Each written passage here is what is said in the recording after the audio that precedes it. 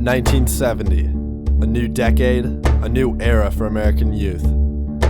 As the Vietnam War raged on abroad, social and political upheaval ensued back at home in the States, especially on college campuses. Like never before, young people questioned authority, accepted truths, and the values and policies of their elders. The University of Cincinnati in particular was home to a cultural explosion of rebellion against what many students felt to be an unjust war. As authorities responded with violence on multiple college campuses, tensions at UC mounted, leading into the spring of 1970, a season that would forever change the history of the university.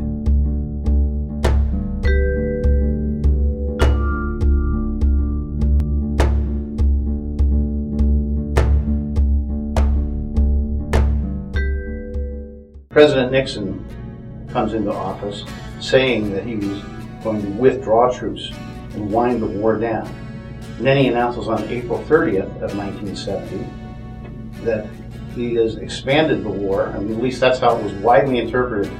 He's putting combat troops into Cambodia. People were just in shock. Hundreds and hundreds of students gathered on campus. It was quite late, 8, 9, 10 o'clock. It went until past midnight. Students there, just making speeches about the Vietnam War. I mean, I hated Nixon to begin with. We kept saying, World War II was a different kind of war, Dad.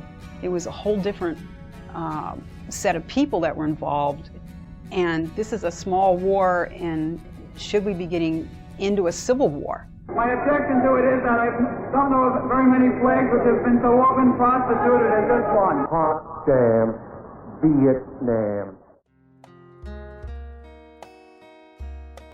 Suddenly, college deferments were taken away, and everybody got a lottery number.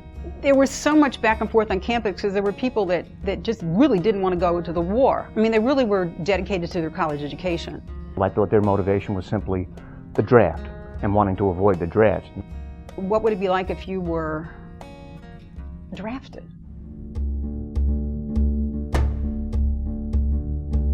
The fear of being drafted prompted students into action on many college campuses. At UC, protests stayed peaceful. But unfortunately, the same could not be said for other Ohio universities. On May 1st, 1970, Kent State students started a series of riots that included the burning of the ROTC building on campus. By May 4th, the Ohio National Guard was called in, and in a bizarre sequence of events that is yet to be fully explained, fired into a group of unarmed students, killing 4 in one of the darkest days in American history. 10 days later at Jackson State University in Jackson, Mississippi, protests against racism turned into policemen firing into a dormitory on campus, killing 2. The impact of these events would rock college communities across the country, including UC.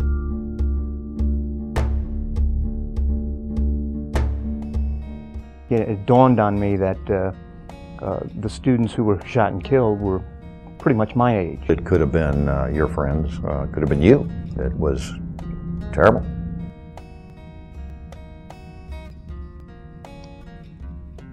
Couldn't believe it. I absolutely couldn't believe it.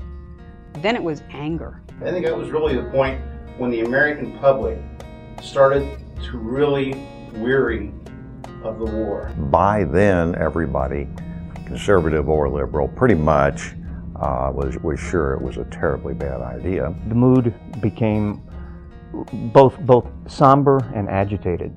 With their peers under fire, UC students took action. The spring of 1970 was the time unrest on American college campuses seemed to reach its peak.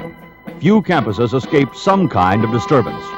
At the University of Cincinnati, students organized a peace march from the campus to Fountain Square. And there were an estimated 4,200 students that sang "We Shall Overcome" on campus and walked all the way downtown to Fountain Square silently. A lot of people carried flowers, and what the organizers said was silence the whole way, just make this amazing statement. It was like a mile long, according to the reports. There were about 145 arrests of students and faculty and other university people who were arrested down on Government Square. They sat down on the intersection, blocked traffic. The next day, the situation deteriorated.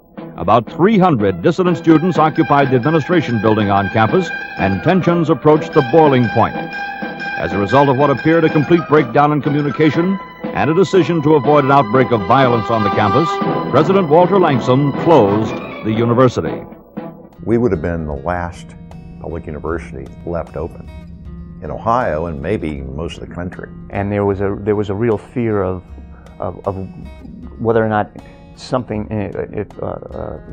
insightful could happen. Would they break windows? Would they try burning a building? It was too volatile a situation. It would have been too dangerous. Students packed their belongings and left the campus. Later in the summer, the school reopened without incident. And under a set of specific policies set down by President Nini, the campus has remained peaceful through the fall and thus far in the winter. Students, when the university closed on May 8th, students left campus. Even the dormitories had to empty. The graduation was kind of on again, off again. First they were going to have it, and then they called it off. That was fine with me. I wasn't really crazy at that point about going. On the 40th anniversary of UC's closing, the university, with help of Alumni Association Executive Director Myron Hughes, welcomed 1970 grads back to campus to participate in a special commemorative ceremony to make up for the graduation they missed all those years ago. I think this is very important for those who did not get a chance to participate to go back and capture that special time and to relive it as close as possible to the actual time that it took place 40 years ago. So I think this pretty much puts a cherry on the top for most people. And even though I said to you, gee, back 40 years ago, I didn't care if I went to graduation or not, very much looking forward to going to graduation. I don't know if I'll see friends that I know. My wife, class of 70, will be there, and I'm sure it will be very touching. We'll get a tour of the campus again. It would be great to be a Bearcat again.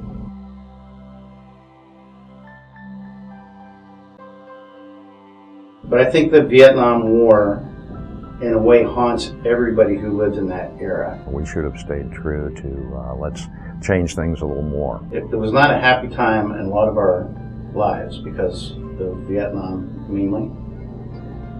But years pass, and you live your life. You can forget some of the stupid things that happened when you realize that even if you couldn't make an impact on national things, that we could make an impact locally.